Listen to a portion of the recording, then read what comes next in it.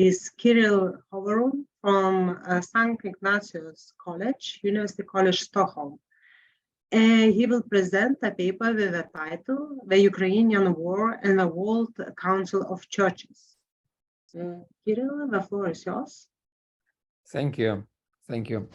Well, greetings to everyone. It's so good to see old friends and new friends, new faces.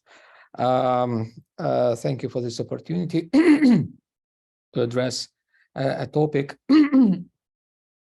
which has become a part of the discussions, of the recent discussions, how the churches, particularly the Russian Orthodox Church, is related to the World Council of Churches as the largest ecumenical organization, and how it uses the WCC. This topic is also important, I think, for the Nordic countries, which are the churches in those countries are the main sponsors of the WCC and of the ecumenical activities. That's why I think it's important to have such a discussion in this context. And of course, I'm addressing you as a CIA agent, as I've been also, branded by the Russian observers. And thank you for Professor Massimo for your presentation. It was really inspiring.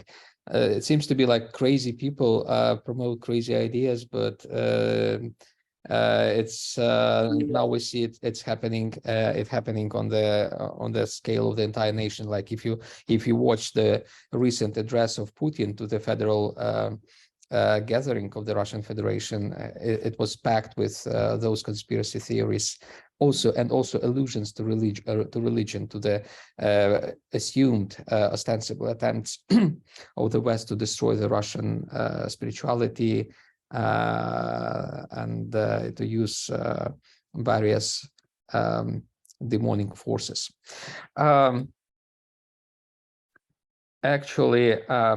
We can observe how, and I make this kind of remark on top of the previous presentation in order to pass then to my topic. We see that essentially Putin, and not just him, even more Medvedev, the former president before Putin, the placeholder for Putin in the years 2008 through 2012, they started developing a sort of theology. They slipped to theology, which is very strange. They're very secular people, and they never had any relationship whatsoever to to religion or theology. And now they incline to use theological arguments in support of their standpoints and their policies. This is a very interesting tendency, which needs to be elaborated upon.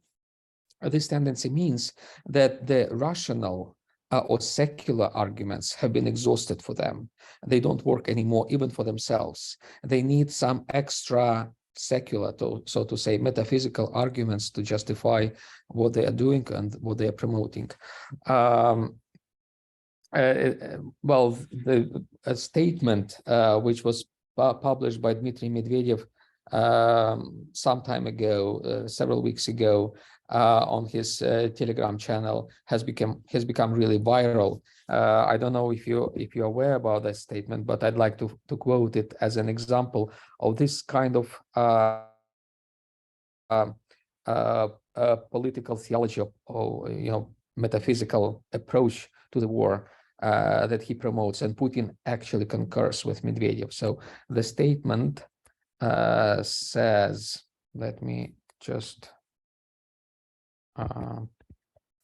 so it says,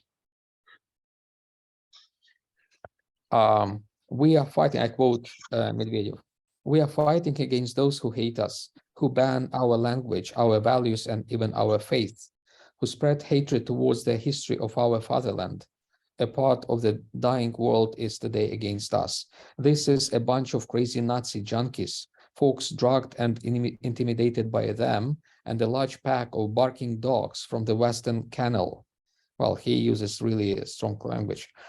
With them, there is a motley herd of grunting guilds and narrow-minded Philistines from the collapsing Western Empire, with saliva flowing down their chins from degeneration.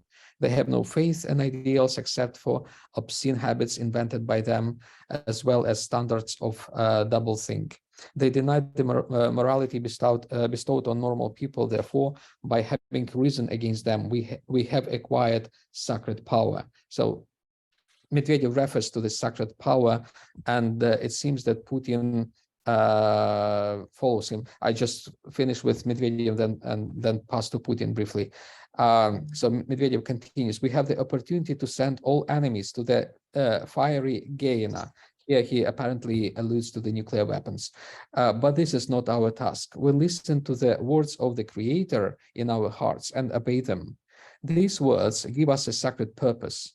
The goal is to stop the Supreme Lord of Hell. That is a very funny language that he uses. So the goal is to stop the Supreme Lord of Hell, whatever name he uses, Satan, Lucifer, or Iblis. And in the latter case, Medvedev alludes to the Muslim demonology. Somehow in tune with this kind of political or theopolitical thinking of Medvedev, Putin embarked on the same sort of rhetoric and argumentation. For example, quite notoriously, just a few days ago on February 21st, in the mentioned address to the federal gathering, the upper chamber of the Russian parliament, Putin explicitly condemned the gender-neutral God. Well, in other words, he assumed that God has a gender. Of course, while Putin meant something like gender ideology, he wanted apparently to address the discussions about whether the gender-neutral language should be applied to God. But he did it so kind of without nuances and elaboration that he implied that God is a man, apparently, and well, which is a very awkward theology, of course.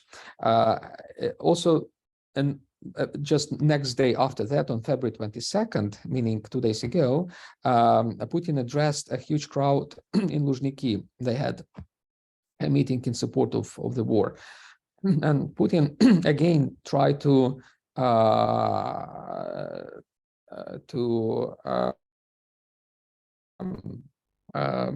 propose to promote some kind of theology. For example, he used theology to explain the meaning of the word fatherland, Отечество.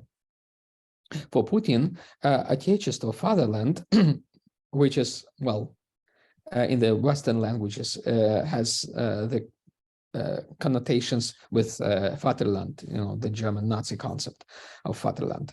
So for Putin, fatherland is intrinsically connected with God the Father, to whom we pray in Lord's Prayer. And Putin explicitly made this reference to Lord's Prayer, Our Father, who art in heaven. And he explained that what we believe about God the Father extrapolates to what we should believe about the fatherland. And he also stressed that the concept of fatherland is holy and mystical. So this kind of mysticism is now underpinning Putinism, this ideology that he promotes. And of course, he relies very much on the concepts, on the support of coming from the Russian Orthodox Church. The Russian Orthodox Church, it's now a common language, a common wisdom. No one needs to be very much convinced that is quite complicit in this war, in promoting the war. Just a recent example of such an understanding of such a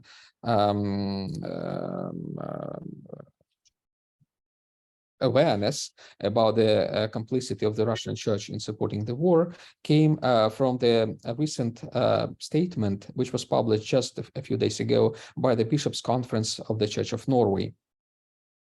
I know these conferences are co-organized with the assistance of the Norwegian partners, and that's why I think this statement is quite important for our conversation. So the conference of bishops, of the Lutheran bishops, of course, of the Church of Norway, in its preamble stated, and I want to quote it, "We bishops of the Church of Norway will not be silenced while the war is ongoing. We cannot accept that the war is supported by the leadership of the Russian Orthodox Church. It is a war of aggression that violates international law, is ethically illegitimate, and contravenes fundamental values of our Christian faith." Well, the conference went as far as endorsing the efforts of the Norwegian government in helping Ukraine, including supplying weapons. Well, the statement does not explicitly say about the weapons, but it implies this, and it states, "We support that Norway, with its growing financial resources, gives binding and comprehensive promises of support for years to come. This must be additional to increase support to people in poverty and need in other parts of the world who are also affected by this war." In the end, the statement utters clear accusations against the leadership of the Russian Orthodox Church, and I quote again, "We look with horror upon the fact that the Church is being used to motivate and justify the occupation and war against civilians. The leadership of the Russian Orthodox Church is actively contributing to legitimize the war and the propaganda of the regime. We strongly reject this misuse of Christian faith and tradition. It makes the leadership of the Church complicit in the war." So it's quite a strong statement, I should say. Even other European churches did not dare to use such words with explicit accusations against the Russian Church. Some statements said that the Russian Church somehow does not help to contain this war, but this is a very explicit statement that accuses actually the Russian Church as complicit in this war. And it's important also that the statement comes from a group of bishops who used to be quite too maybe tolerant to the activities of the Russian Church, including the activities of the Russian Church in the global ecumenical movement. For example, after Russia started its war in 2014, the bishops from this group and other members of the global ecumenical community, particularly the World Council of Churches, preferred not to accuse even Russia as a side of the war of any wrongdoings. In the statements that were published in the wake of the Russian intrusion to Ukraine in 2014, the statements they came up from the World Council of Churches were very ambivalent. They, for example, put on the same footing the presumed Ukrainian nationalism and the Russian nationalism, and they said essentially it's a conflict of two nationalisms. Both sides are to be blamed for what is going on, and as a result, the WCC didn't take any step against the Russian Church. It continued to be like that until recently, even after the war escalated in February 2022. It happened that soon after the war escalated, the most important venue gathering of the World Council of Churches, the General Assembly of the World Council of Churches, was to happen in Karlsruhe in Germany. It was scheduled for the end of August 2022, beginning of September. It was supposed to happen earlier, but because of the pandemic, it was postponed. And well, one could say providentially, it coincided with the escalation of the war in Ukraine. So many expected the General Assembly of the World Council of Churches to address the war in a proper way. Truth needs to be told that the General Assembly produced a statement which is quite good. It explicitly identifies the perpetrator, the Russian Orthodox Church, and calls for peace and condemns violence. At the same time, many expected more drastic measures from the WCC, like, for example, the expulsion of the Russian Orthodox Church from this organization. And it seems that the leadership of the World Council of Churches, people in the Central Committee of the WCC and in other kind of governing bodies of the WCC preferred not to proceed in this direction, and they try to to preserve the presence of the Russian Church to the extent that they completely tolerated the presence of some members of the Russian delegation who are really toxic and outrageous, like the former Metropolitan of Klin, Leonid Gorbachev, who is the Russian exarch in Africa, and he is like really like enfant terrible in the Russian Church. He makes postings and comments on the current situation completely against the West, completely in favor of the Russian war and so forth. So he was a senior member of the Russian delegation, and no one gave him a dime about that. It seems that the leadership of the World Council of Churches at the time in Karlsruhe decided to to keep going as it used to be, or as I would put it, to keep the ecumenical business as usual. And this tendency, I believe, is unhelpful. It's what we see, for example, in the statement of the Norwegian bishops, is very different from the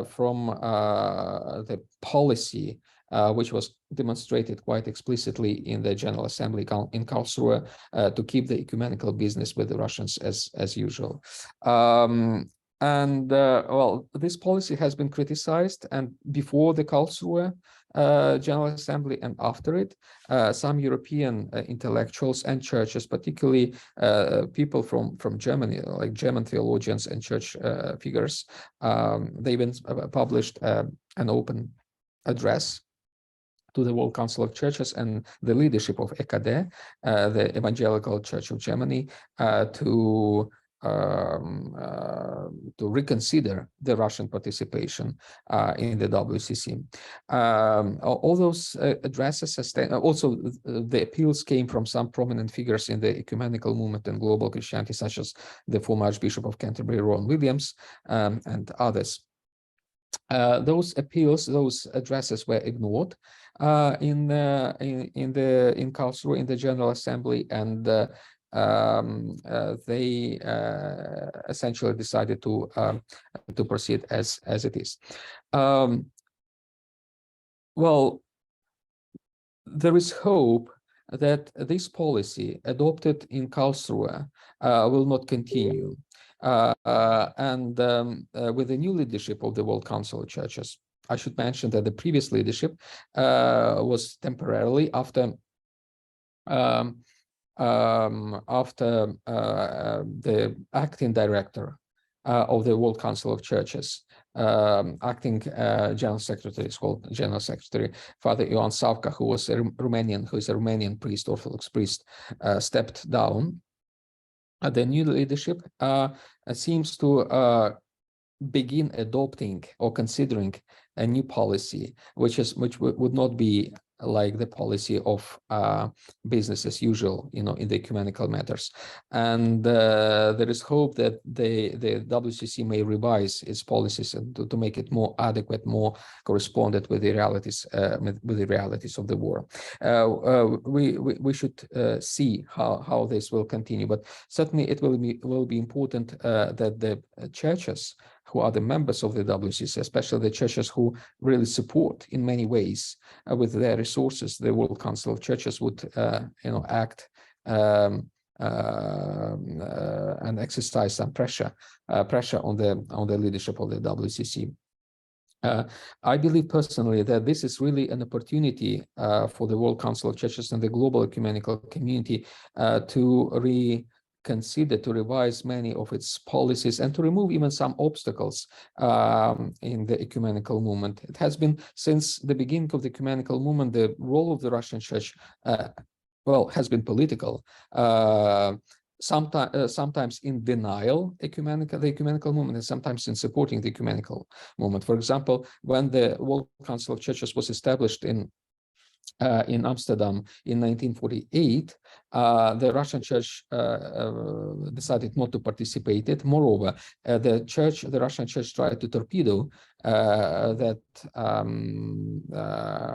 establishing meeting in Amsterdam in 1948, and to establish its own network, kind of interchurch network. It had its own council in 1948 to commemorate the 500 years of the Russian autocephaly, and to create a kind of anti-ecumenical front line against, the ecumenical initiatives in the West. Then eventually the Russian church joined the World Council of Churches in 1961 in New Delhi, but again this was a political step. Khrushchev wanted the Russian church to participate in the World Council of Churches in order to promote its own agenda, and the Russian church keeps promoting this political agenda of the Kremlin through the ecumenical organization. So now there is a chance to to remove this residue of the Cold War from the World Council of Churches. If the WCC decides to keep ecumenical business as usual, all those residues will stay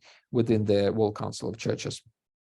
Also, it has been an impediment for the ecumenical movement, some kind of ideological schemes propelled by the Russian church, like, for example, this counterposition between East and West. Nowadays, the Russian church stresses the counterposition between the global South and the former colonial powers.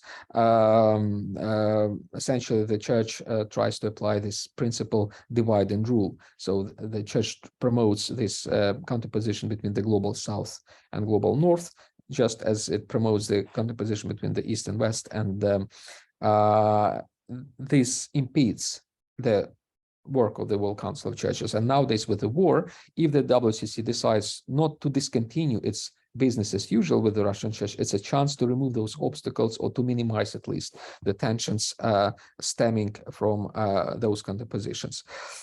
In the end, in the conclusion, I should say that the global ecumenical movement, its kind of ups and downs, its high points corresponded with the overcoming of the wars. Like the modern ecumenical movement was born in the wake of the World War I. That there was an attempt to establish a League of the Churches similar to the League of the Nations in 1920. Then another attempt was made after the World War II. The mentioned General Assembly of the World Council of Churches in Amsterdam, the establishing one, the founding assembly, happened in 1948, as I mentioned, and it reflected exactly the demand for peace, the demand for new international order, if you want, after the World War II, and this boosted, the post-war situation boosted the global ecumenical movement. Nowadays, the war in Ukraine is really, I believe, an opportunity for the global ecumenical movement to reinvigorate itself, even to reinvent itself, and to remove all those obstacles, old diseases, what they call ecumenical fatigue, ecumenical winter, like disinterest of the churches in the ecumenical movement. It's an opportunity for those churches and the global ecumenical movement to make itself cool again, to make itself attractive again. This is an opportunity not to be missed. And if the global ecumenical movement continues the business as usual, this will be a missed opportunity. So that's what I wanted to share with you, and I'll be happy to answer your questions. Thank you.